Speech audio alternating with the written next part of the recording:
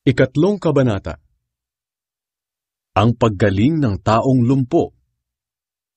Isang araw, bandang 3:00 ng hapon, pumunta si Pedro at si Juan sa templo. Oras noon ng pananalangin. Sa pintuan ng templo na tinatawag na Maganda, ay may isang taong lumpo mula nang ipinanganak. Araw-araw siyang dinadala roon para humingi ng limos sa mga taong pumapasok sa templo.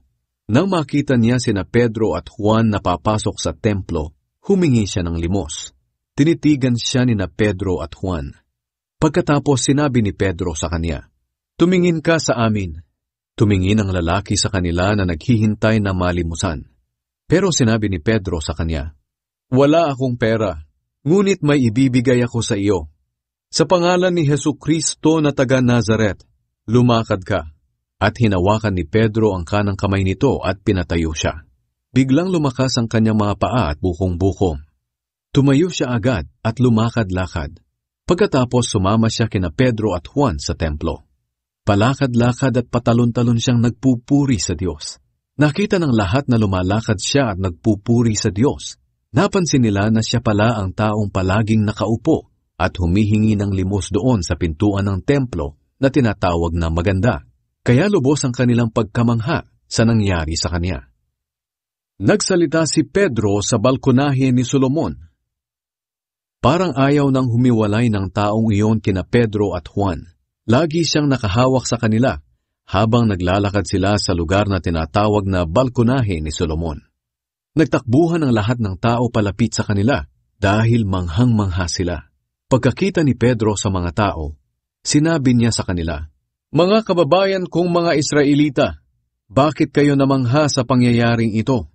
Bakit ninyo kami tinititigan?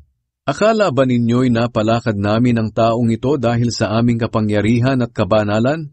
Hindi. Ang Diyos ng ating mga ninunong sina Abraham, Isaac at Jacob, ang siyang gumawa nito upang parangalan niya ang kanyang lingkod na si Jesus.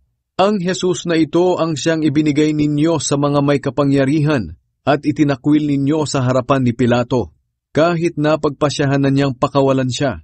Banal siya at matuwid, ngunit itinakwil niyo at hiniling kay Pilato na pakawalan ang isang mamamatay tao sa halip na siya. Pinatay niyo ang nagbibigay ng buhay, ngunit binuhay siyang muli ng Diyos, at makapagpapatunay kami na nabuhay siyang muli. Ang pananampalataya kay Jesus ang siyang nagpalakas sa taong ito na inyong namukhaan at nakikita ngayon. Kayo man ay mga saksi na gumaling siya. Nangyari ito dahil sa pananampalataya kay Jesus. Mga kapatid, alam kong nagawa ninyo at ng inyong mga pinuno ang mga bagay na iyon kay Jesus dahil hindi nyo alam kung sino talaga siya. Ipinahayag na ng Diyos noon sa pamamagitan ng mga propeta na si Kristo ay kinakailangang magdusa. At sa inyong ginawa sa Kanya, natupad ang sinabi ng Diyos. Kaya ngayon kailangang magsisi na kayo at lumapit sa Diyos para patawarin niya ang inyong mga kasalanan at matanggap niyo ang bagong kalakasan mula sa Panginoon. Pagkatapos, ipapadala niya si Jesus, ang Kristo na itinalagan niya noon para sa inyo. Ngunit kinakailangang manatili muna si Jesus sa langit hanggang sa dumating ang panahon na mabago ng Diyos ang lahat ng bagay. Yan din ang sinabi ng Diyos noon sa pamamagitan ng kanyang mga propeta. Katulad ng sinabi ni Moises, ang Panginoon na ating Diyos ay magbibigay sa inyo ng isang propetang katulad ko at kalahi ninyo. Kinakailangang sundin ninyo ang lahat ng sasabihin niya sa inyo. Ang hindi susunod sa sinasabi ng propetang ito ay ihihiwalay sa bayan ng Diyos at lilipulin. Ganyan din ang sinabi ng lahat ng propeta mula kay Samuel. Silang lahat ay nagpahayag tungkol sa mga bagay na mangyayari ngayon. Ang mga ipinangako ng Diyos sa pamamagitan ng kanyang mga propeta ay para talaga sa atin na mga Hudyo.